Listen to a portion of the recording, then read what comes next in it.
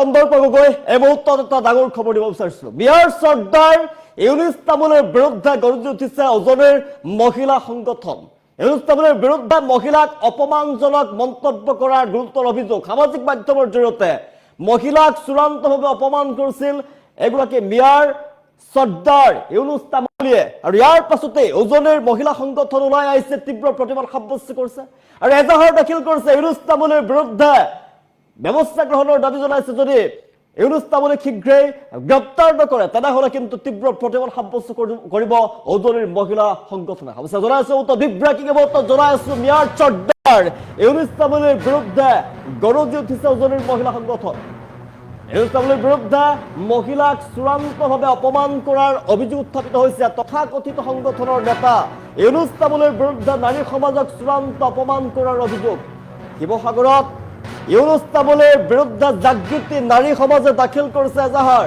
সামাজিক মাধ্যমত নাৰী সমাজক লক্ষ্য কৰি বিৰোধ মন্তব্য কৰিছিল ইউনুছ তামুলী ইয়াৰ পাছতো জাগৰ খাই উঠিছে মহিলা সমাজ ক্ষোভত ফাটি পৰিছে উজনিৰ মহিলা সংগঠনৰ ফালৰ পৰা হুংকাৰ প্ৰদান কৰা হৈছে শীঘ্ৰেই ইউনুছ তামুলীক গ্ৰেপ্তাৰ কৰাৰ দাবী জনাইছে মহিলা সমাজে যদি ইউনুছ তামুলীক গ্ৰেপ্তাৰ নকৰে তেনেহলে তীব্ৰ গণতান্ত্ৰিক প্ৰতিবাদ গঢ়ি তুলিব আৰু হুংকাৰ প্ৰদান কৰিছে মহিলা সংগঠনৰ ফালৰ পৰা জনাইছো উজনিত মহিলা সংগঠনে ক্ষোভত ফাটি পৰিছে উজনিত এতিয়া তীব্ৰ প্ৰতিবাদ সাব্যস্ত কৰিব যদিহে ইউনুছ তামুলীক গ্ৰেপ্তাৰ নকৰে তেনেহলে তীব্ৰ প্ৰতিবাদ সাব্যস্ত কৰিব উজনিৰ মহিলা সংগঠনে শীঘ্ৰে ইউনুছ তামুলীক গ্ৰেপ্তাৰ কৰাৰ দাবী সামাজিক মাধ্যমৰ জৰিয়তে ইউনুছ তামুলীয়ে এটা বিতৰ্কিতমূলক মন্তব্য কৰিছিল অপমানজনক মন্তব্য কৰিছিল যিটো মন্তব্য আমি আপোনাক সামাজিক মাধ্যমত কৰা মন্তব্যকে দেখুৱাব নোৱাৰিম অপমানজনক মন্তব্য কৰিছিলে নাৰী সমাজক লৈ অপমানজনক মন্তব্য কৰিছিলে এই চূড়ান্ত অসভ্যালিৰ পাছতে এতিয়া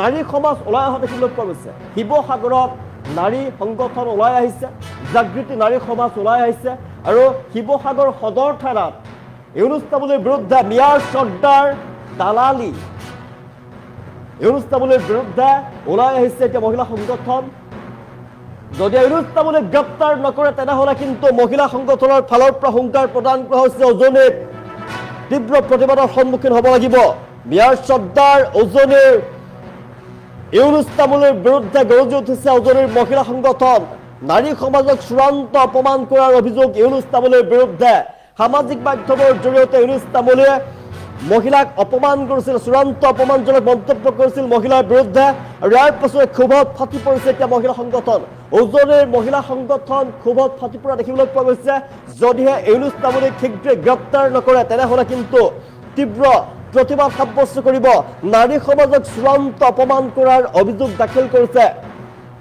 দাখিল কৰিছে এতিয়া এজাহাৰ শিৱসাগৰ সদৰ থানাত মহিলা সমাজে এজাহাৰ দাখিল কৰিছে শীঘ্ৰেই ইউনুছ তামুলীক গ্ৰেপ্তাৰ কৰাৰ দাবী জনাইছে সামাজিক মাধ্যমত নাৰী সমাজক লক্ষ্য কৰি বিৰূপ মন্তব্য কৰিছিলে সামাজিক মাধ্যমত বিৰূপ মন্তব্য কৰাৰ পাছতো উজনিৰ মহিলা সমাজ ওলাই আহিছে ইউনুছ তামুলীক গ্ৰেপ্তাৰ কৰাৰ দাবী জনাইছে শিৱসাগৰৰ সদৰ থানাত এজাহাৰ দাখিল কৰিছে মিয়াৰ চৰ্দাৰ ইউনুছ তামুলীৰ বিৰুদ্ধে যদিহে ইউনুছ তামুলীক শীঘ্ৰে গ্ৰেপ্তাৰ নকৰে তেনেহলে কিন্তু তীব্ৰ প্ৰতিবাদৰ সন্মুখীন হ'ব লাগিব তীব্ৰ প্ৰতিবাদ সাব্যস্ত কৰিব গণতান্ত্ৰিক প্ৰতিবাদ সাব্যস্ত কৰিব উজনিৰ মহিলা সংগঠনে ইউনুছ তামুলীৰ বিৰুদ্ধে জাঙুৰ খাই উঠিছে উজনিৰ মহিলা সংগঠন নাৰী সমাজক চূড়ান্ত অপমান কৰিছিল ইউনুছ তামুলী সামাজিক মাধ্যমৰ জৰিয়তে যিটো নেকি পোষ্ট তেওঁ দিছিলে নাৰী সমাজক লক্ষ্য কৰি যিটো পোষ্ট তেওঁ লিখিছিলে সেই পোষ্ট আমি দেখুৱাব নোৱাৰিম কিন্তু চূড়ান্ত অপমান কৰি নাৰী সমাজক লৈ মন্তব্য কৰিছিল মিয়াৰ চৰ্দাৰ দালাল ইউনুছ তামুলীয়ে আৰু ইয়াৰ পাছতে ওলাই আহিছে এতিয়া মহিলা সংগঠন ইউনুছ তামুলীৰ বিৰুদ্ধে গৰজি উঠিছে উজনিৰ মহিলা সংগঠন শীঘ্ৰেই ইউনুছ তামুলীক গ্ৰেপ্তাৰ কৰিবই লাগিব অন্যথা তীব্ৰ গণতান্ত্ৰিক প্ৰতিবাদৰ সন্মুখীন হ'ব লাগিব তীব্ৰ গণতান্ত্ৰিক প্ৰতিবাদ গঢ়ি তোলা হ'ব হুংকাৰ প্ৰদান কৰিছে মহিলা সমাজৰ ফালৰ পৰা ইউনুছ তামুলীৰ বিৰুদ্ধে গৰজি উঠিছে উজনিৰ মহিলা সংগঠন নাৰী সমাজক লৈ চূড়ান্ত মন্তব্য কৰিছিল চূড়ান্ত অপমান কৰিছিলে অপমান কৰাৰ অভিযোগত দাখিল কৰা হৈছে এজাহাৰ শীঘ্ৰেই ব্যৱস্থা গ্ৰহণ কৰিব লাগিব ইউনুছ তামুলীক গ্ৰেপ্তাৰ কৰি কঠোৰৰ পৰা কঠোৰ ব্যৱস্থা গ্ৰহণ কৰিব লাগিব অন্যথা কিন্তু হাৰি যাব নোৱাৰিব তীব্ৰ প্ৰতিবাদৰ সন্মুখীন হ'ব লাগিব শিৱসাগৰত তীব্ৰ প্ৰতিবাদ সাব্যস্ত কৰা হ'ব উজনিৰ মহিলাসকলে সাব্যস্ত কৰিব প্ৰতিবাদ উজনিৰ মহিলা সংগঠন ওলাই আহিছে জাগৰ খাই উঠিছে ক্ষোভত ফাটি পৰিছে মহিলা সংগঠন মহিলাক লৈ চূড়ান্তভাৱে অপমান কৰিছিলে, মহিলাক লৈ অপমানজনিত মন্তব্য কৰিছিলে, নাৰী সমাজক চূড়ান্ত অপমান কৰা মিয়াৰ দালাল ইউনুছ তামুলীক গ্ৰেপ্তাৰ কৰাৰ দাবী জনোৱা হৈছে।